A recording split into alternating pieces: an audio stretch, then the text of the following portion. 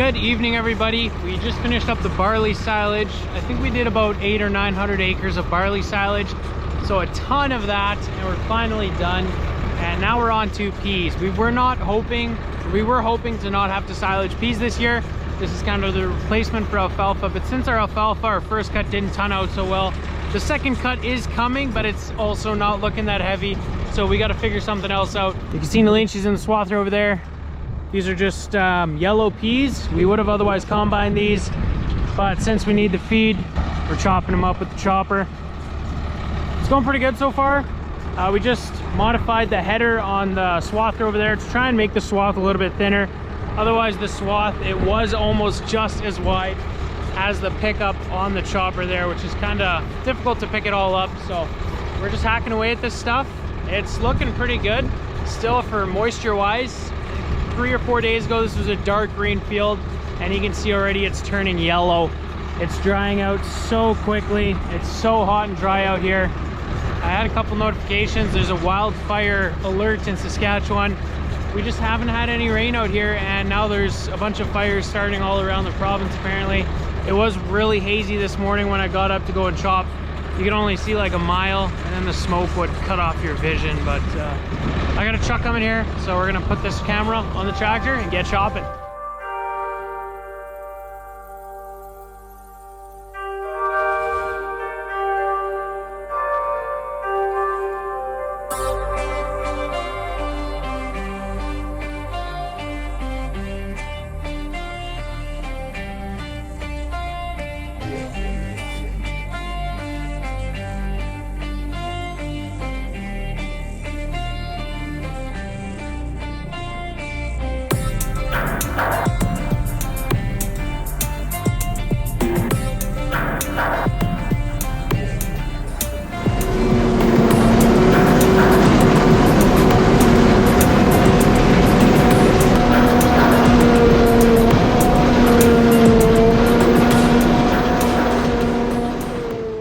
Peas are always a really big struggle to cut with the swather, and we've been figuring some stuff out.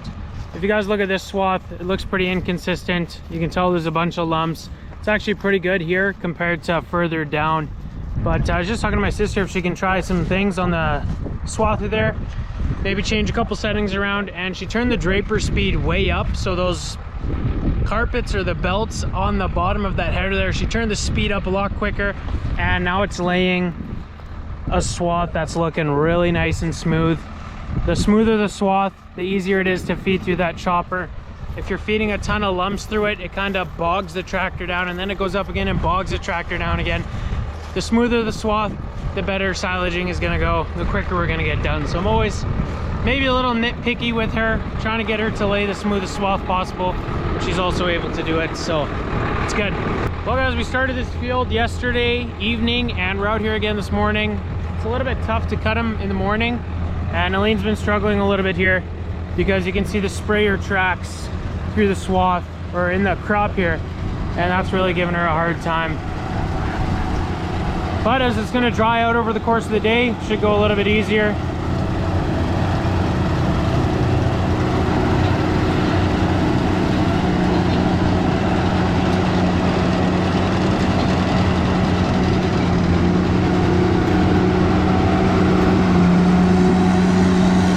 The moisture content on these peas, we tested it yesterday, about 60% moisture. All things considered, how quickly it was drying out, and just the weather we've been having, we're happy with that. I would have liked a little bit more moisture maybe, but nothing to complain about. So we were going with 3 trucks there for a little while, the first couple of days of barley silage, but we were kind of hiring a guy to truck for us. He has his own silage truck, Dennis, you guys might remember him from last summer. And he has his own chopper and his own stuff to go and chop now, so he's not out here. Maybe with the next field, maybe halfway through today, if we're lucky, he'll come out, which will speed things up quite a bit. But otherwise, I'm just standing here waiting quite a bit of the time. Just the way she goes. Yeah. Just plug the chopper, so we're gonna let the spout down and clean it out. No, just let it go.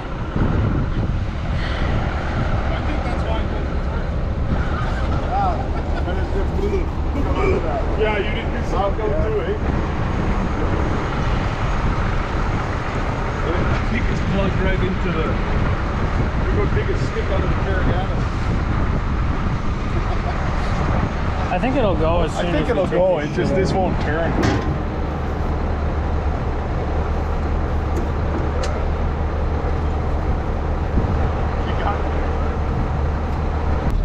Alright, so we're gonna fire it up again.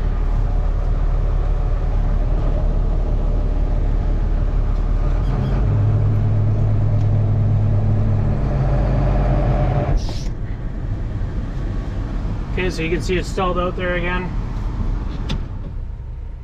Moved a little bit. We'll try it again. A little more power this time.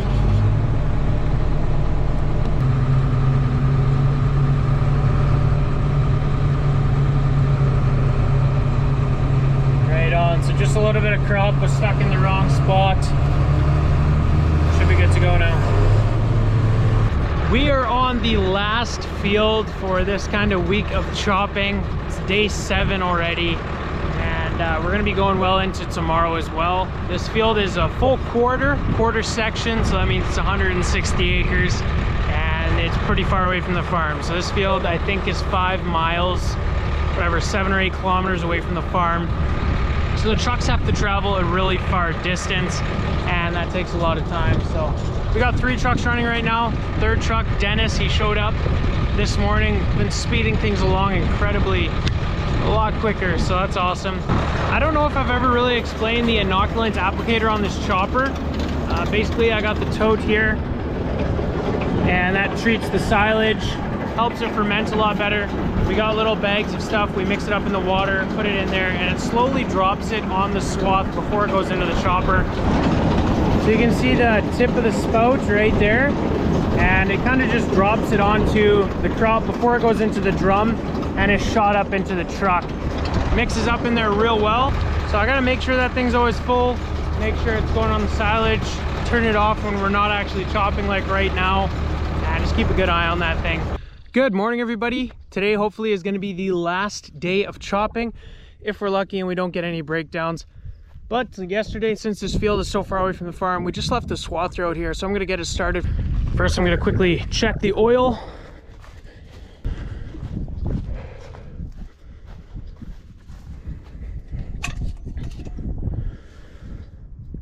Perfect.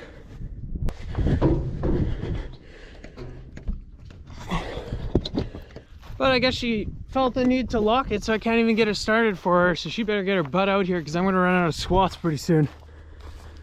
Chop, chop, Nalene, I'm coming for ya.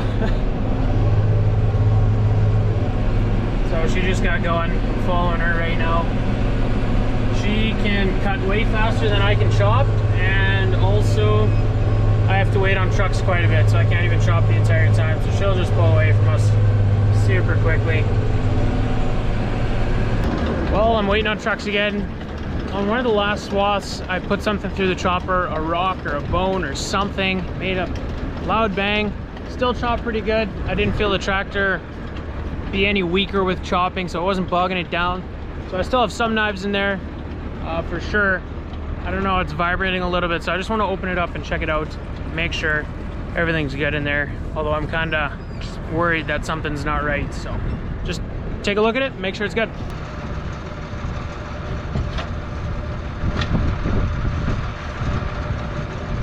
So we got her opened up. You can take a good look at the knives. And this one, you can see it's got some chunks bitten right out of it. Oh, it's not good at all. The next knife in that same row has got another big chunk, so maybe a rock went through right here, and a couple of the knives on that row are gonna be buggered up, it looks like. Oh yeah, that one's buggered too. There's a knife missing. Got 2 knives missing right there. So we are missing 2 knives in that chopper, and 3 or 4 are buggered up pretty good, which is unfortunate, but it's still chopping, it's still doing a great job, still turning this pea crop here into a great silage, chopping it up into little tiny pieces just perfectly almost. So we're not going to worry about it, we're just going to keep going. Nalene's been having some issues keeping this swather going, a broken knife, and it's a little bit tough right now, so it cuts a little harder, but she's still doing a good job.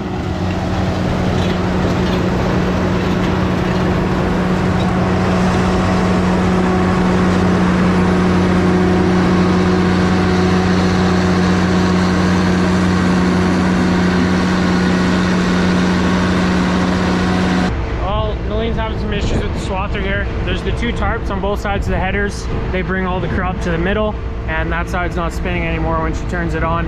It's just slipping. That orbit motor's still working. Should be pulling it over, but Dennis here figured it's hot here. Maybe the bearing's broken or something. So we're gonna figure this out.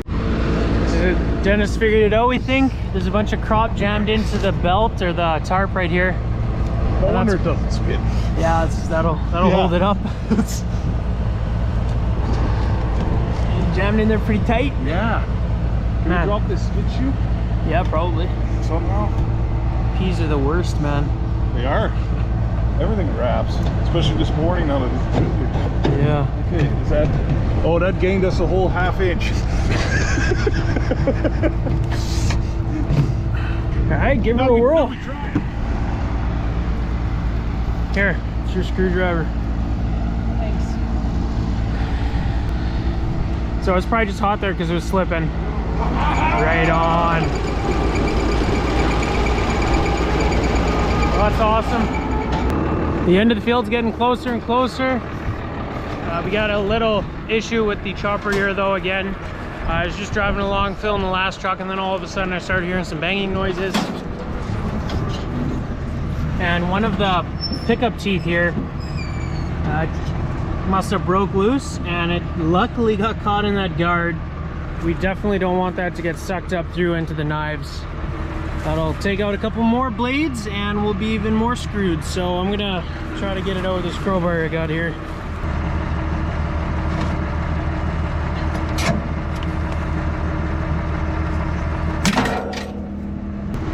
So that's all it is. Those are all bolted down behind those guards there, and that's what actually does the picking up of the crop. So minor issue. All right guys, that is the last little bit of silage and we are done. There goes the last truck. Boy, am I happy. Gonna head back to the yard now. It's just after 10. I think we're still gonna try and cover that pile because there's rain in the forecast, so pitter patter. We finished covering that pile a couple days ago at night. By the time we were done, it was like 12 o'clock at night, so that was a late one. Started at like 6:30 in the morning, of course, but got her done anyway. That's what we like to do. If we're almost done, we'll push a little bit later instead of servicing the equipment, because you don't need to chop the next day anyway, and just get it done. So that was awesome. Total of 8 days of chopping, and we covered a total of 7 quarters of land. So that's 7 times 160 acres, so quite a few acres. And that last quarter of peas actually turned out way better than the rest of the feed we chopped all year. I think it was around 5 tons an acre. Some barley was doing pretty close to that, but that peas really came in clutch there. We would have obviously liked to combine it this fall and sell it as a cash crop, but that just wasn't the case. You get those years out here and you just got to do what you got to do.